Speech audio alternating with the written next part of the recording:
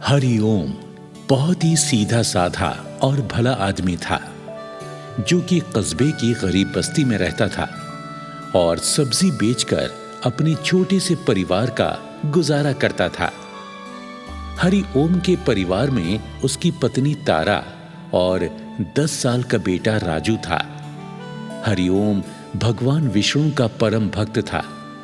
वो हर दिन सबसे पहले भगवान विष्णु की पूजा किया करता और पूजा पाठ के बाद ही दूसरे काम करता था।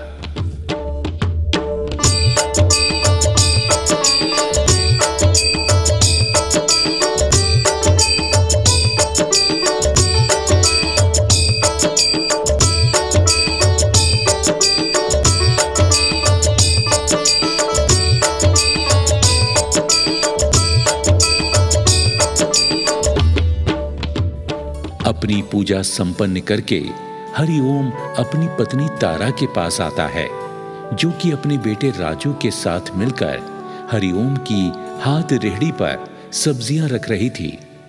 हरिओम कहता है, तारा, तू तो बहुत अच्छी पत्नी है। अपने काम तो करती ही है, मेरे काम में भी हाथ बटाती है।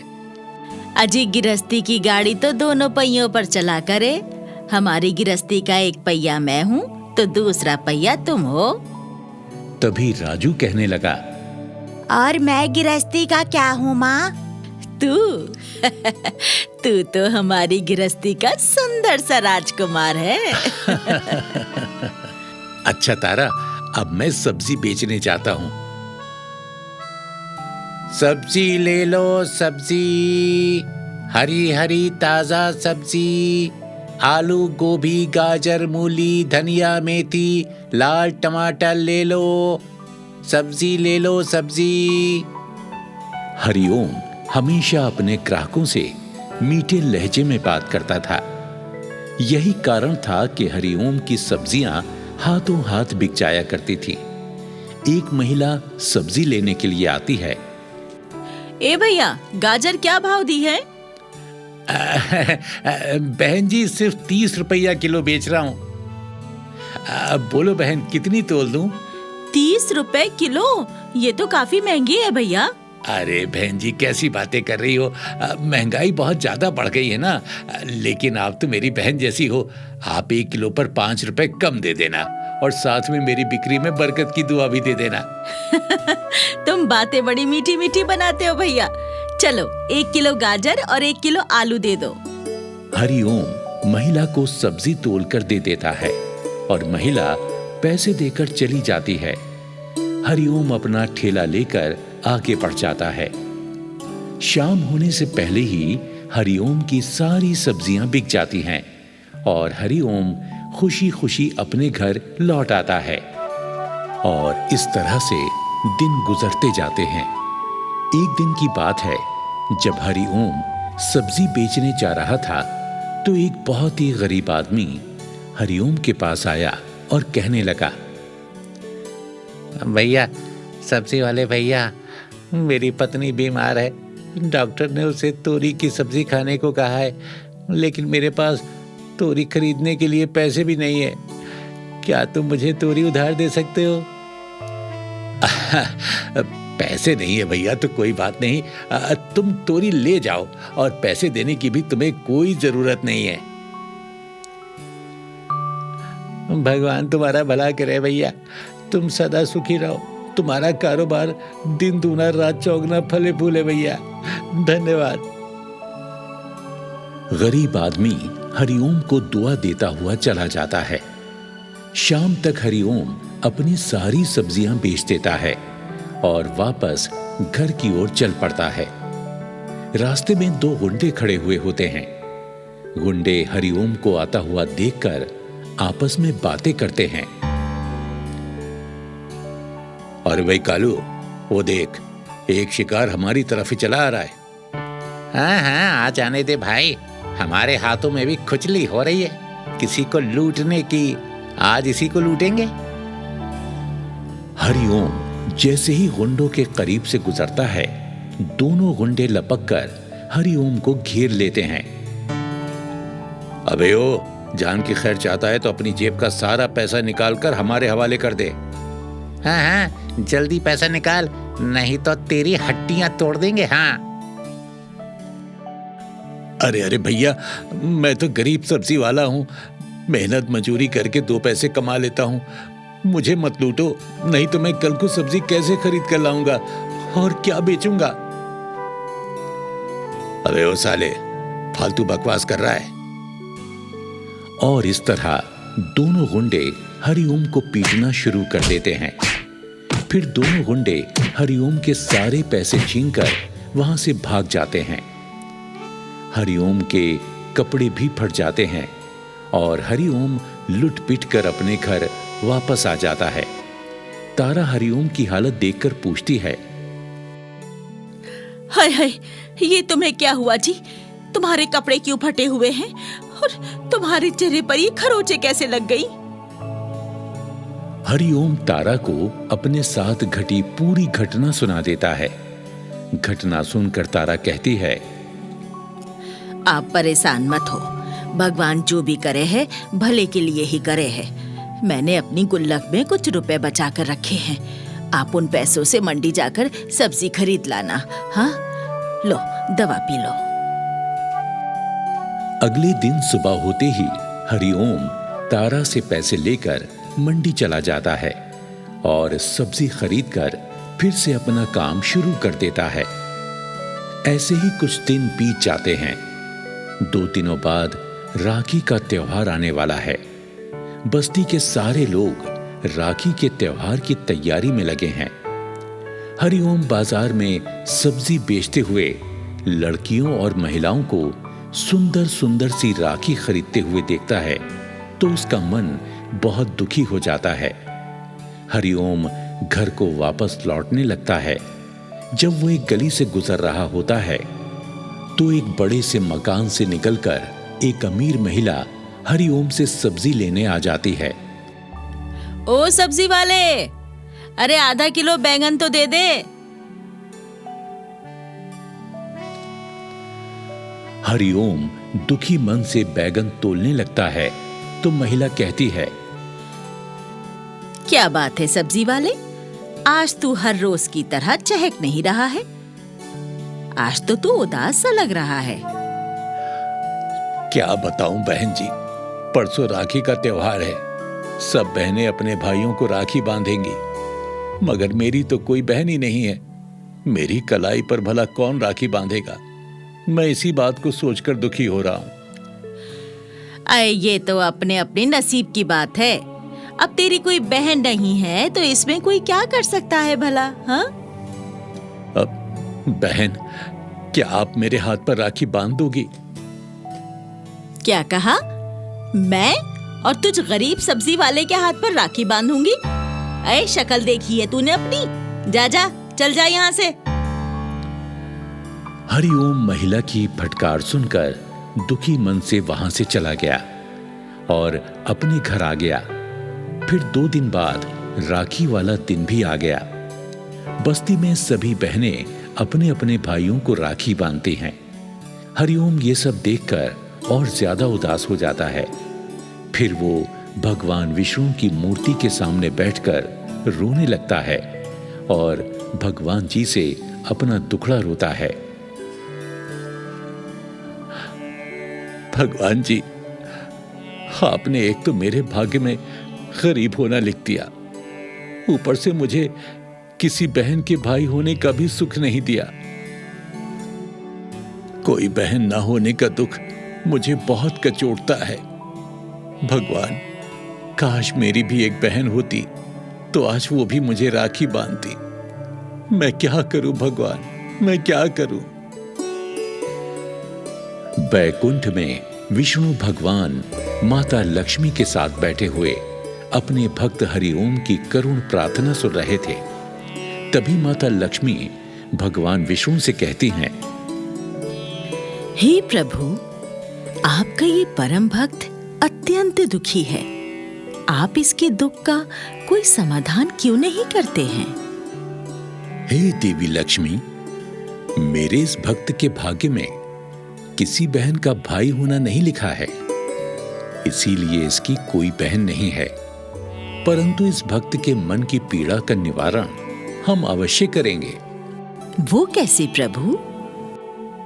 देवी लक्ष्मी, तुम इसी समय नारी रूप धारण करके पृथ्वीलोक पर जाओ और मेरे इस भक्त को राखी बांधकर इसे भाई होने के आनंद की अनुभूति कराओ और इसकी दरिद्रता को समाप्त करो। जैसी प्रभु की इच्छा। माँ लक्ष्मी एक सुंदर धनवान स्त्री का रूप धारण करके बैकुंठ से हरिओम के घर के बाहर प्रकट होती हैं और घर में प्रवेश करती हैं। तारा स्त्री रूप में आई माँ लक्ष्मी से पूछती है, अब आप कौन हो बहन? आपको किससे मिलना है? मेरा नाम लक्ष्मी है। मैं इधर से गुजर रही थी, मुझे थोड़ी प्यास लगी तो मैं पानी पीने की चाह में यहाँ अंदर चली आई। अच्छा, आप बैठो, मैं आपके लिए पानी लाती हूँ। तारा पानी लाने चली गई, तभी वहां हरिओम आ गया। माँ लक्ष्मी हरिओम से कहने लगी, आज रक्षाबंधन है, मेरा कोई भाई नहीं है। अगर तुम बुरा ना मानो तो मैं तुम्हारी बहन बनकर तुम्हें राखी बांध दूं। क्या बहन? अगर तुम मुझे राखी बांधोगी तो मुझे बहुत खुशी होगी। माँ लक्ष्मी हरिओम की कलाई पर सुंदर सी राखी बांध देती हैं और हरिओम 51 रुपए लक्ष्मी माँ को देकर कहता है, बहन, तुम्हारा ये गरीब भाई 51 रुपए से ज्यादा की भेंट तुम्हें देने में असमर्थ है। तुम इसे स्वीकार कर लो। एक बहन के लिए भाई द्वारा दिए गए 51 रुपए 51 करोड़ से भी अधिक मूल्यवान हैं भाई। फिर लक्ष्मी माँ हरिओम के बेटे राजू को कपड़े की एक थैली देकर कहती हैं, लो बेटा, इस बुआ की तरफ से तुम्हारे लिए ये छोटा सा उपहार है। इस थैली को मेरे जाने के बाद ही खोलना। हाँ? माँ लक्ष्मी वहां से चली जाती हैं।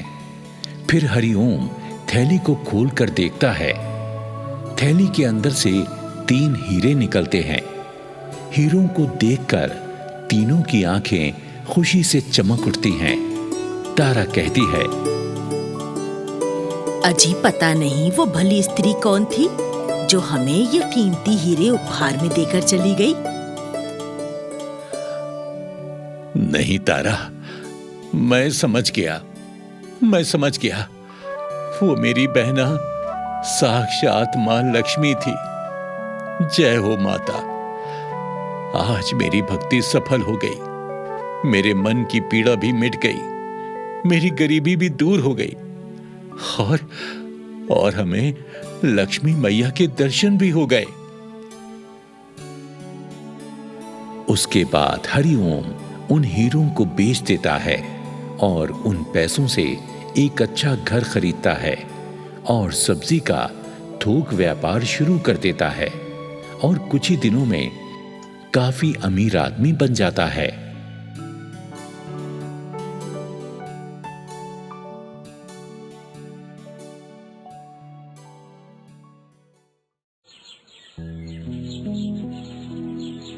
नीकू टीवी के सामने बैठकर अपने दादाजी के साथ बातें कर रहा था और तभी टीवी में अयोध्या के राम मंदिर की न्यूज आई। नीकू के मन में सवाल पैदा हुआ और वो अपने दादाजी से बोला, दादाजी, न्यूज में बार बार अयोध्या के राम मंदिर की खबरें आ रही हैं। मैंने तो पहले ये नाम नहीं सुना है। क्या ये कोई चमत्कारी मंदिर है? बताइए ना दादाजी। जरूर बेटा, अयोध्या के राम मंदिर का अपना एक अलग इतिहास है। अयोध्या श्री राम की नगरी है। दादाजी, मुझे जानना है, आप बताइए ना मुझे। अच्छा, तो सुनो। कहा जाता है 1528 में बाबर ने यहाँ मंदिर ध्वस्त करके एक मस्जिद का निर्माण किया था। बाबर एक मुगल बादशाह था और तब से यहाँ हिंदू और मुस्लिम पक्षों का आपसी विवाद चलता रहा। हिंदू पक्ष कहता था यहाँ मंदिर था और मुस्लिम पक्ष मस्जिद के लिए अड़ा रहा। इस जमीन को लेकर कई बार दोनों पक्षों की लड़ाई ने दंगों का रूप भी ले लिया। इस जमीन की लड़ाई कोर्ट में भी लड़ी गई। ये देश का सबसे लंबे समय तक चलने वाला मुकदमा है। पूरे 492 साल तक इसका विवाद निरंतर चलता रहा। इस लड़ाई में कई मोड़ आए। बाबरी मस्जिद के 3 गुम्बद थे, जिसके बाहरी हिस्से में एक चबूतरे पर श्री राम के बाल स्वरूप की पूजा होती थी। इसे राम चबूतरा कहते थे। लेकिन 1949 में बाबरी मस्जिद के मुख्य गुम्बद के ठीक नीचे वही मूर्ति निकली जो सदियों से राम चबूतरे पर विराजमान थे। दोनों पक्षों में मंदिर और मस्जिद को लेकर खूब तनाव रहा, परंतु 9 नवंबर 2019 को सुप्रीम कोर्ट ने मंदिर के पक्ष में फैसला सुनाया और आज समाचार में बार बार इसीलिए इसकी न्यूज आ रही है क्योंकि पिछले साल आज ही के दिन यहाँ राम मंदिर की नींव रखी गई थी, 5 अगस्त 2020 में, जिसमें प्रधानमंत्री नरेंद्र मोदी जी ने भी शिरकत की थी। दादाजी, क्या अयोध्या में राम मंदिर का निर्माण चल रहा है? हाँ बेटा, जब से राम मंदिर की नींव रखी गई है तब से अयोध्या में राम मंदिर का निर्माण जोर शोर से चल रहा है और कहते हैं 2024 में 24 जनवरी को इसका उद्घाटन भी होने वाला है। तो दादाजी, हम भी वहाँ चलें? राम मंदिर से जुड़ी और बातें सुनने को मिलेंगी वहाँ पर। वहाँ तो मैं तुम्हें ले ही चलूंगा बेटा, पर पहले तुम मुझसे वादा करो कि तुम रोज मेरे साथ रामचरितमानस पढ़ोगे। बिल्कुल दादाजी। तभी नीकू के पापा भी वहाँ आ गए और बोले, क्या बात है भाई, आज दादाजी और पोते का स्पेशल संडे बन रहा है। जी हाँ पापा, अब तक तो रामायण में ही श्री राम के बारे में सुना था, पर आज दादाजी ने जो बताया और टीवी पर जो आया उससे श्री राम के प्रति आस्था और भी गहरी हो गई।